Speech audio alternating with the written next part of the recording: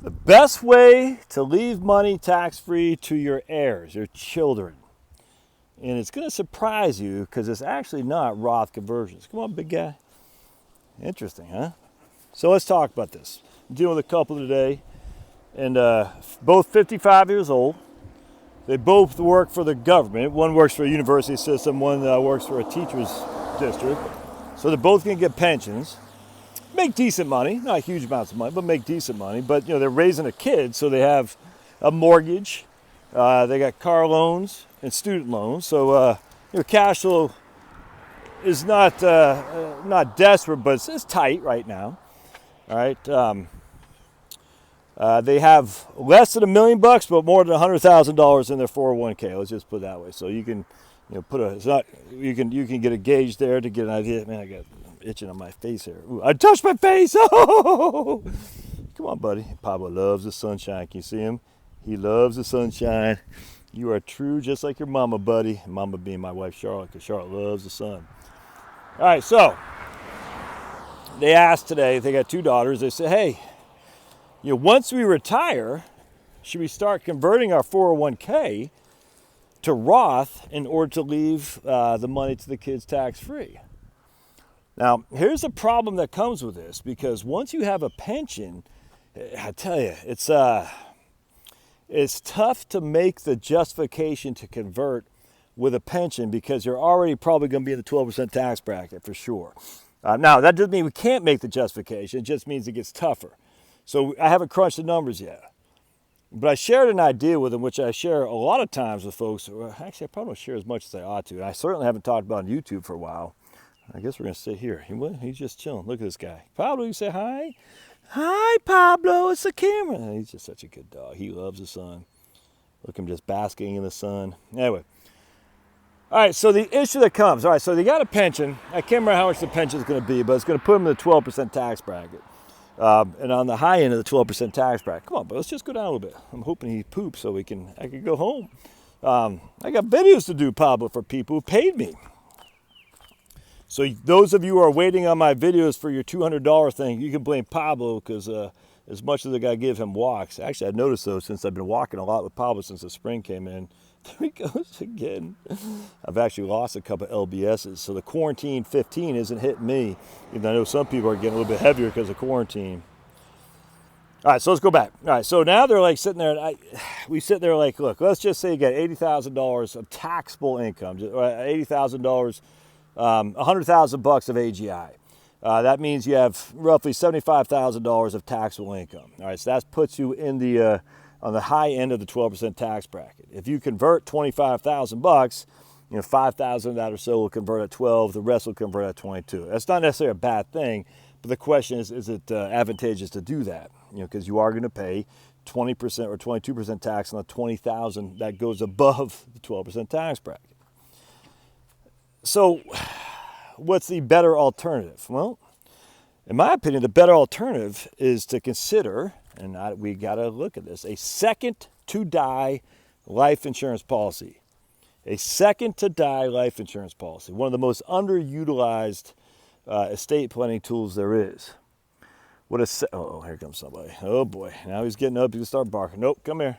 A second to die life insurance. The reason I love it is because it doesn't pay out until the second spouse dies. So let me give you an example. So come here, buddy. Hold on. There you go. Good boy. Good boy. Charlotte and I'm 4 years older than her, and I'm a man. Come here. All right. So the likelihood, hey, Pablo, come on. Pablo, come on. Pablo. Oh, my goodness. The likelihood of me predeceasing Charlotte is quite high. I'm a man. I'm 4 years older than her. And she's better looking. And being better looking goes in a longer life expectancy, too.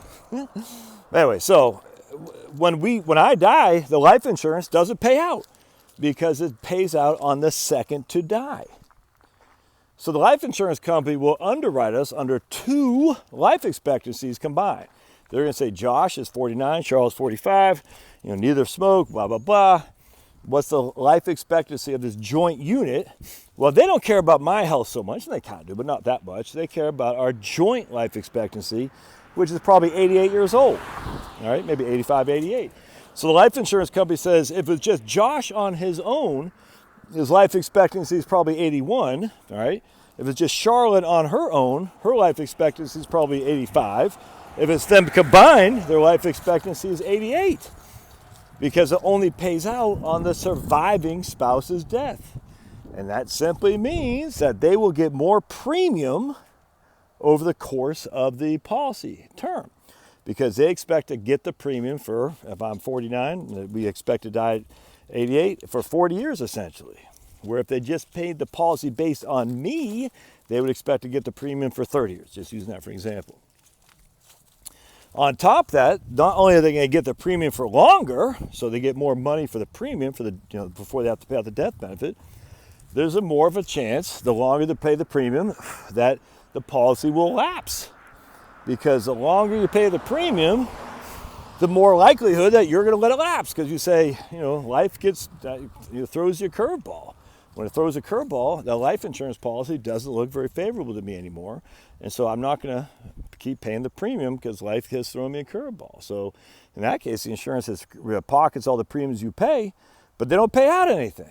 Thus, a second to die life insurance policy is considerably less expensive than a life insurance policy on you or your spouse. It's a fraction of expensive as would be on you or your spouse. And off the top of my head, I haven't run a quote on this for a long time. So, let's just say it costs, $1 for every, $100 of life insurance for you. It might cost you 65 cents for every $100 of life insurance for you and your spouse in a second to die life insurance policy. So again, I die when I'm 65, it doesn't pay out. It only pays out when Charlotte dies. So you can't do this to the construct or context of having Charlotte provided for at your death or me provided for at Charlotte's death, because it only pays out when this second spouse dies. I cannot stress this enough. So many people, I got life insurance, I get AD&D through work, accident, death, and dismemberment. That's not real life insurance. That's why it's so cheap, because it hardly ever pays out.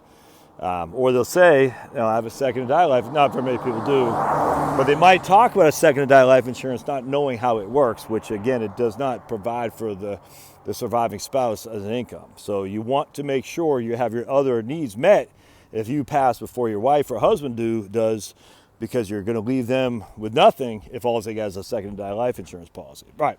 So check this out. So with the second to die life insurance policy, because it pays out the second spouse, so Charlotte dies, right? All right. Well, it goes to our kids. Let's just say we used to have one, and then when I started my business, I canceled it because I needed the cash flow. All right. So I think we had $250,000. Let's just say $300,000 for simplicity. I can't remember. Let's just say $300,000. So what we were going to do is we're going to leave that money to my kids, $75,000 each. So at my death, nothing pays out. At Charlotte's death, $300,000 pays out. 25% beneficiaries. So each of my children receives $75,000 tax-free. And then what we were going to do is leave whatever I had in my 401k to the church or whatever charity I wanted to leave money to, be the church or whatever, you name it. Because now the church gets that money tax-free, all right? Because the church is a charity, which again, if I were a king, I would say no more charitable tax deductions, but be it as it may, that's not the case it is. It probably never will be. So the charity gets the money tax-free. I get the kids get the life insurance tax-free, and everybody's better off. I haven't had to do any Roth conversions, all right? And the charities get the money tax-free. The kids get the money tax-free. I didn't pay any more taxes on the front end than I would have otherwise by doing Roth conversions. And that's how it works. I mean, it's literally that simple. You can also leave the money in your 401k IRA to the kids too. It's just they'll have to pay income tax on it. So if you're charitably inclined and you want to leave tax-free money to your kids, the best way to do it is through life insurance. Absolutely. There's no other way around that. If you're charitably inclined and you want to leave money tax-free to your kids and also take care of a church or charity, the best way to do is buy life insurance. That will pay it to your children upon your death, so it's tax-free. And then on top of that, your charities inherit whatever the IRA is and how much you want to leave tax-free too. Some people make the mistake of leaving the life insurance to the charity and the IRA to the kids. So that's bad estate planning. That's bad. because now the charities inherit something tax-free, which they would have got tax-free anyway, but now the kids inherit something taxable, which if they would have got the life insurance would have been tax-free. And on top of that, life insurance, you know exactly what the death benefit will be. As long as the policy stays in force, you know it's going to be $250,000 or whatever, or $300,000. So that, my friends, is a wonderful strategy to leave money to your heirs tax-free without having to do Roth conversions. Now, it's going to cost you, because you got to pay a premium for life insurance. But is it worth it? Yeah, look at your cash flow. In these people's case, it absolutely was, because they have good pension income. So anyway, think about that. Let me know if you have any questions. We'll see you.